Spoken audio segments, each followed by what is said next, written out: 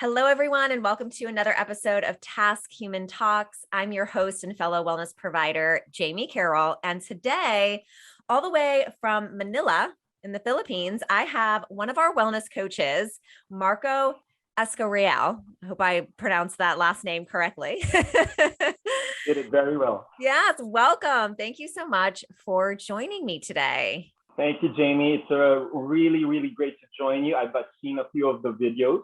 Okay. And I feel very privileged to join you today. Yes, I love it. And what time is it there for you right now? It's almost 7:30 in the evening for us, Okay. but all good. Really a good time to speak to you. Yeah. And 6:30 in the morning for me. So I love that, at TaskHuman, we're able to connect with people from all over the world. It's so exciting. Yeah, absolutely. Okay. So let's dive right in. So there are a lot of wellness coaches out there.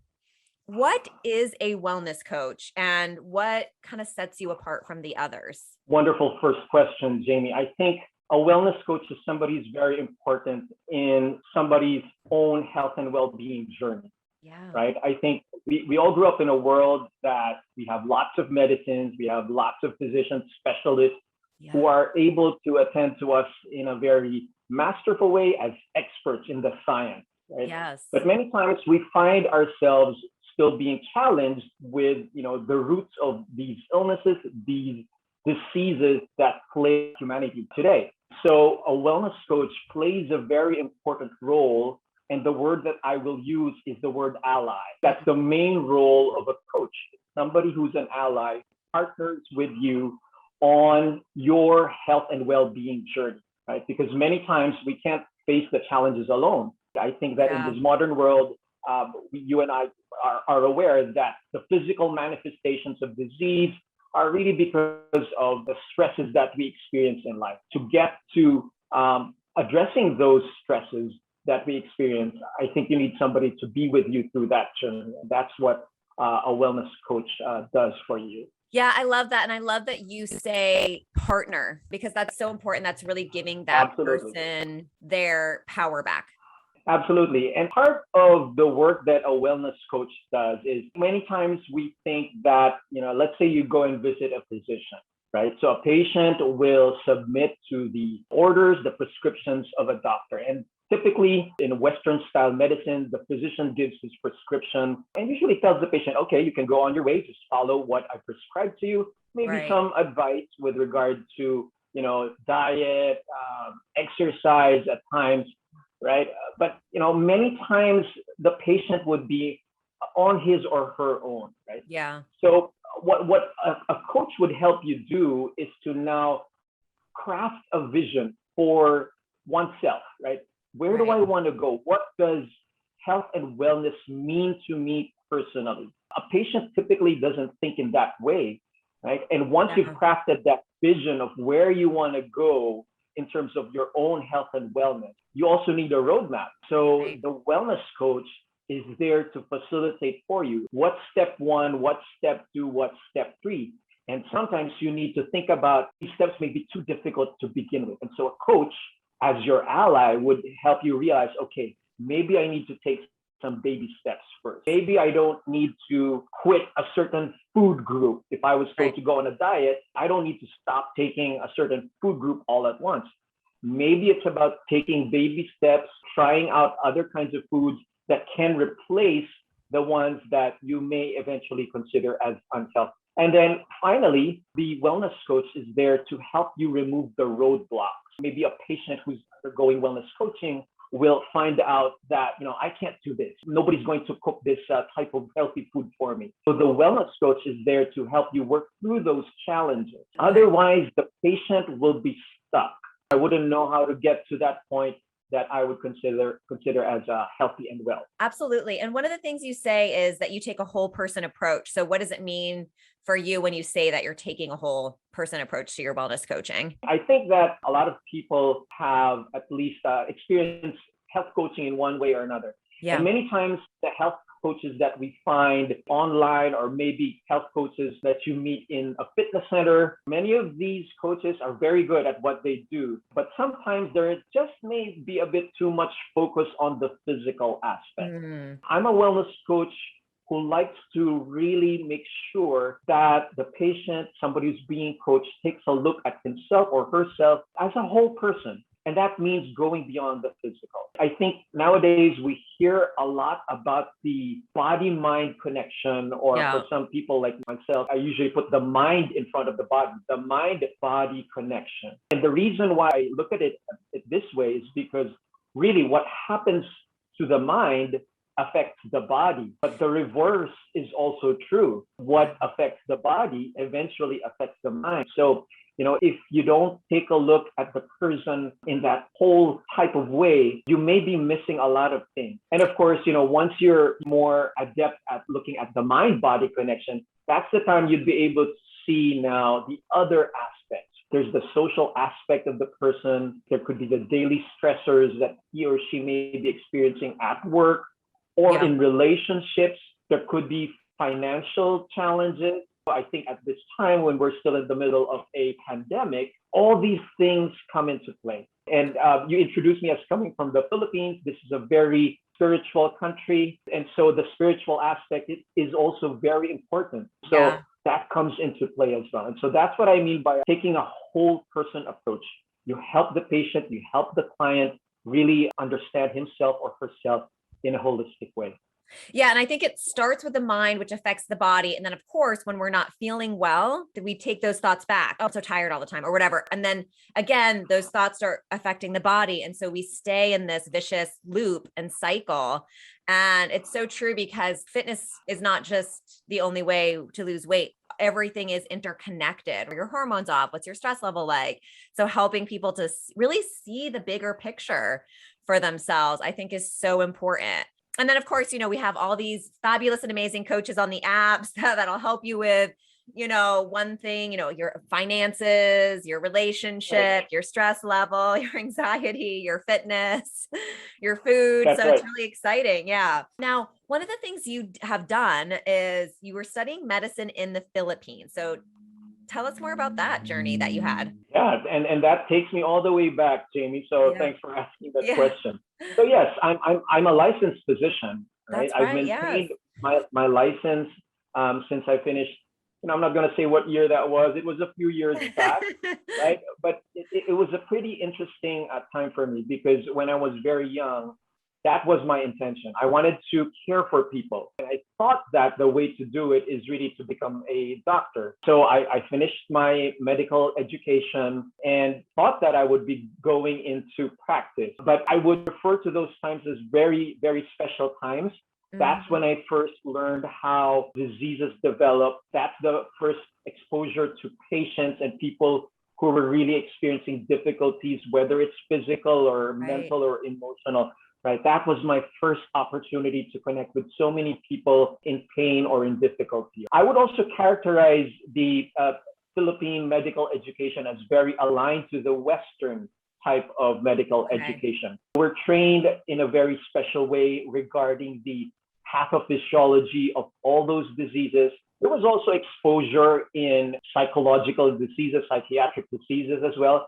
But I would say that the emphasis is pretty much on the physical basis of disease. That's one strong aspect. And we learn a lot about medicines, about drugs that we can use to alleviate all these diseases that we learned about. In this modern time, I've been out of medical education for a few years, so I'm guessing that has evolved a lot. I'm sure. Right? I think there's now more recognition with the mind-body connection that we spoke about earlier. I'm hoping if I could connect with some of the younger physicians in the country, I'm hoping they're more exposed in this new paradigm of having the mind-body connection very much at the forefront. Now, after you did your medical studies, did you ever practice as a physician, or you just went right into like sales and things like that? Yeah. So my first professional experience was in the managed care phase. Okay. So I didn't really directly care for patients. I was more involved with the preventative aspect, doing the annual executive checkups or annual physical exams, and doing some administration with the managed care organization that I was with for a couple of years. So I didn't really end up practicing in a strict sense. And after those 2 years in the managed care space, I did eventually get into the pharmaceutical world. That's where I spent the most number of years in my professional life. And that's what I had a question around the pharmaceutical sales. Did you ever feel like you did not align with a product that you were selling, especially when you're starting to realize like a whole body approach, holistic wellness, things like that? I'm curious if there was ever a product that you were like, wait a minute, I don't know if people actually need this. How did you handle that conflict if you had that? I think that part of my life, I was still very much under the thinking of the Western style of medicine, right? So that's where the medical education really helped a lot. All the pharmaceutical products that I did handle, and by the way, I wasn't directly involved in marketing or sales, but I was actually a trainer for the marketing and sales people for a good number of years. And to answer your question, all the products were very good. I wouldn't say there was any product that I didn't agree with in any way. All of them were fantastic, at least at a physiological level.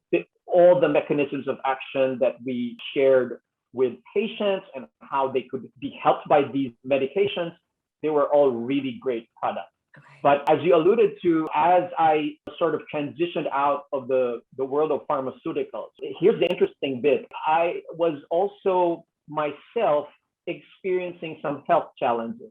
Okay. That's the interesting part, because some of these medicines that I was actually teaching the representatives to sell, I was eventually ended up using some of them. Okay. Because I got some of these diseases, unfortunately. And I would label these as lifestyle diseases.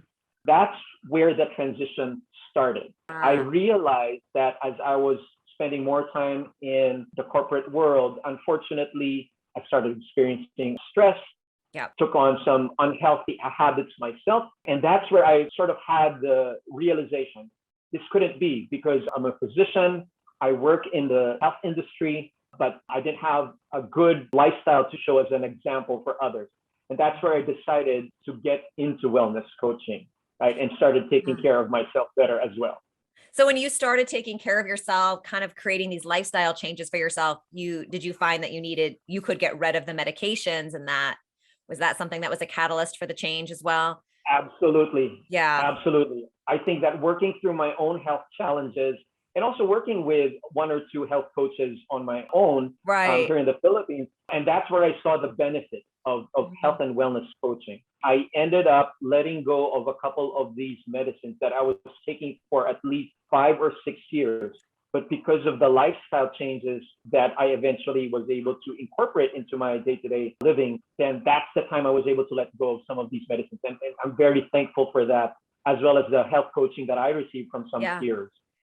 And I've heard that before from, a doctor that was a heart surgeon that realized, wait a minute, you can also do other things. And he quit his practice, and because you start to see the disconnect, and like connect with more of like the lifestyle changes is really important. I had heard once, and I can't remember, but that like a lot of pharmaceutical drugs are really meant for triage and not for us to take for the rest of our lives. And unfortunately, I think in the Western, like Western medicine, and sounds like maybe how it is a little bit in the Philippines as well, that it's like people will get on these medications and kind of take it for the rest of their lives, which creates a whole host of downstream effects.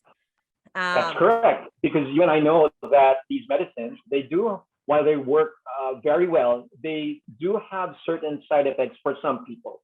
And I think the other thought that I wanted to inject here is that, as you said, there's that tendency to become dependent on the drugs without really addressing the root cause of the problem. That's what I wanted to start changing as well as I got into this health and wellness coaching as well. So I realized, Jamie, that you also had a question earlier at the start of our podcast. You were asking about what's different in my approach. So we kind of talked about what does make my approach different. The first thing is you've already mentioned it. It's the whole person approach, right?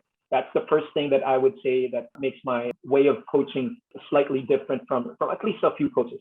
The second one is the fact that I have a medical education. So I could actually see the best of both worlds. I could actually see how medicines work. And in a few cases, I may end up using a few of these, but shifting that to a physician-patient relationship. But it's really great that I now have this other skill set of being able to coach patients or clients to help them get through those challenges that we talked about. And the third aspect that makes my approach different is precisely my experience in a corporate setting. I know what it's like to be living through day to day at work, 9 to 5. And nowadays, in the kind of work that I do, more than 8 hours of work in a day because it's such a globalized environment that we live in. I think those three aspects are what I bring to the table when it comes to health and wellness coaching. Which I love. And I love that you have your experience as, the medical training behind you, because I do think that we need more medical professionals who will share with people that, yes, you may need to take this medicine right now, but it's for triage. And most people don't even know what that word triage is. It's just like a short period of time while you're working on your stress level, your fitness level, your food level. And then hopefully within 3 months, you're getting off of that medication, because it's really about having a lifestyle change and whatever that's going to look like for you and making that sustainable in your life.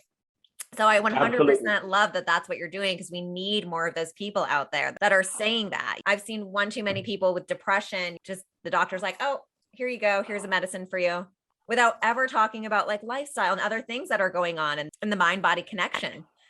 So really, really important. Absolutely. I think one of the challenges is also training our healthcare professionals to be, just a little bit more patient when they sit down with the client or the patient, to spend more time to understand the whole person, as we've been talking about since the beginning of the podcast.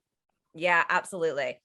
One of the things I wanted to ask you is about innovation, like health innovations. So during your time, back then in the medical field, what kind of health innovations did you see or even help to launch? And then what kind of health innovations are you seeing now as a wellness coach? I would say that I was probably one of the first physicians to really get interested into wellness coaching.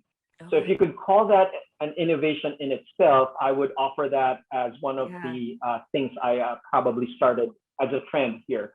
Nowadays, there are probably a lot more wellness coaches working in the Philippines, and that's really great. So happy that this profession is expanding. The second part of your question is, what are the innovations that I see today? And I would say that number one is really technology. I think that we live in a world today that has so much technological innovations being offered to patients, to clients, TaskHuman being at the very top of the heap, of course. But there are so many other things that we have out there, activity trackers, wellness coaching apps. I've seen a lot of these really appear everywhere online on the internet in the past couple of years. And the timing couldn't have been better, especially as we're still battling the pandemic in many countries. I think these technological innovations, advances on the internet, on wearables, all of these have a lot of contribution to really helping our patients, clients become healthier. There's a lot of room for us as health and wellness coaches to further maximize and make use of these innovations. Is there any you recommend to clients that you work with, technologies, apps, things like that to use? And then what would you recommend for wellness coaches out there to kind of look into? Yeah, absolutely. Might sound a little biased here, Jamie, but I just love TaskHuman. I think that TaskHuman as an app, as a platform, makes it so much easier for clients to connect with wellness coaches. So I think this is an area that has been, sort of difficult for us here in the Philippines and maybe a few other countries in Asia. We need to increase the awareness of this service, of this wonderful profession called wellness coaching, and helping people to get to know that this is available to them through an app such as TaskHuman makes a big difference. The other thing that I would add here is what I've really used in the past, maybe 8 years or so, that have helped me in my own wellness journey. I highly recommend a fitness tracker. When I talk about a fitness tracker or an activity tracker, what those were back then in its early days is so much different today, right? Right. The activity trackers today, they offer so much innovation, not just counting your steps. The trackers nowadays also are able to pick up the kind of exercise that you do, oxygen, blood levels, stress levels, the amount of sleep that you get, the quality of your sleep. All of these things, to me, are things that you'd like to track right? If you're Yeah. really serious about looking into your physical well-being, I think an activity tracker, for lack of a better word, I will probably one day say wellness tracker is the Yeah. better term. We should take advantage of all of these new offerings, and the advancements are just happening every year. So let's take advantage. The third thing I would say, especially because we have that aspect of the mind, I think there are newer apps that have come up in the past couple of years that focus on mental well-being. I think this is perfect time to also talk about this. We just celebrated World Mental Health Day a few days ago, Yes. and I'm just so happy that there are now much more apps being made available to support mental well-being. I use a couple of them myself, so I highly recommend for patients, clients who are looking for something to support them in that space of mental well-being to try out some of these newer apps. They are a great help. For example, in my own experience, I've had some periods of insomnia, and recently I've taken up the practice of yoga, meditation, breathing exercises, and some of these apps are also very helpful in that regard. So if that's something that you'd like to also be more serious with, I would say the mental well-being apps are also great as a support to your total well-being. I love it. And if there was like one fitness tracker app that you would recommend, what would that be? Or one that you've used anyway? I know like Apple has one, I think. Sure. I've been a fan of Fitbit ever since I've used an activity tracker. To me, it meets the needs that I have. Every couple of years, I change my activity tracker, and so far it's still been a Fitbit. But all the brands that are available, many of them are good brands. Just that I've stayed with this brand for now. Okay. And then as far as a mental well-being app, is there like a meditation app or something that you would recommend? My favorite is Calm. That's the one that I've been using for the past couple of years. I love it. And of course we have, meditation instructors on TaskHuman app as well, but just in case it's like middle of the night and you don't feel like making a phone call to someone, jumping on the Calm app, I know you can get some meditations and just kind of listen to those in your earbuds and try to fall asleep again and all of that, which can be really beneficial. I've used also TaskHuman myself to connect with a yoga and meditation coach. Yeah. So that has been helpful as well. Thank you for reminding me. We do have a lot of coaches in the mental well-being space as well on TaskHuman. So suggesting that as well to our clients. Absolutely. And one of the things you mentioned was working in corporate wellness. You are really kind of helping people with corporate programs, wellness programs for employees. How are you doing this? Tell us a little bit more about that. I think that, any organization that you connect with today, many of them are more aware about the need to support employee wellness. Yeah. Right? Corporate wellness is such a big thing, especially again, because of the new environment that we live in. Many people like to call it the new normal. I think that supporting employees, again, not just in the physical area, taking a whole person approach is what I'm seeing today. And that's the same approach that I've been taking when it comes to helping employees, corporate people, because of my experience being a corporate person myself to this day. We need to help people get through their day-to-day. Experiencing stress is a part of life. And I think that having that whole person approach, which includes really managing stress, sometimes even helping people with their financial challenges, through some financial coaching as well, is also very useful. But that's all also on top of the basics. The basics meaning physical wellness, mental wellness. We've got to take care of those. And if a corporation or an organization is not doing that, they're pretty much behind the curve, I would say. As companies or organizations become more cognizant of the fact that employees are human beings, we need to be more mindful of that and really provide the approach, the service to our employees, to our members in the organization. Otherwise, we've got unhealthy employees. I don't think that that would be healthy for any business. Making sure that we take care of our employees is a big, big, important step to take.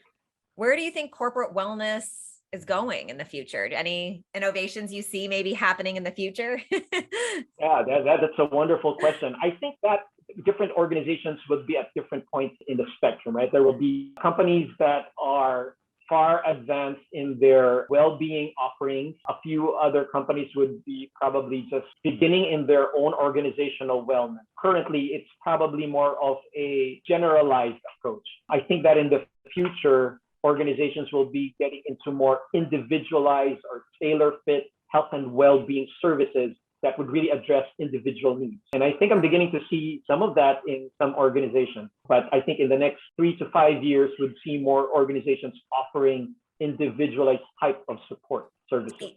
Yeah, which I mean, again, we'll just talk about TaskHuman, of course. Why would we not?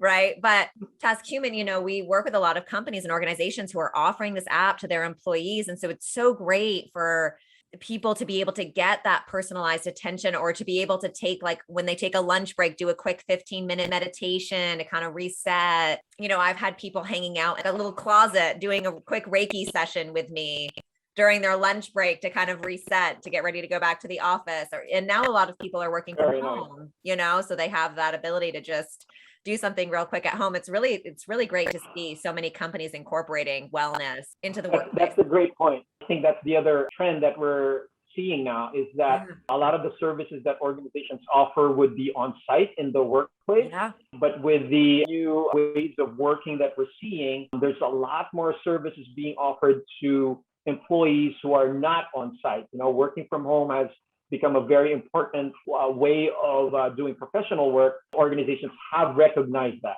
right? We need to see how to keep employees healthy and well, even when they're working from home. Absolutely. So important.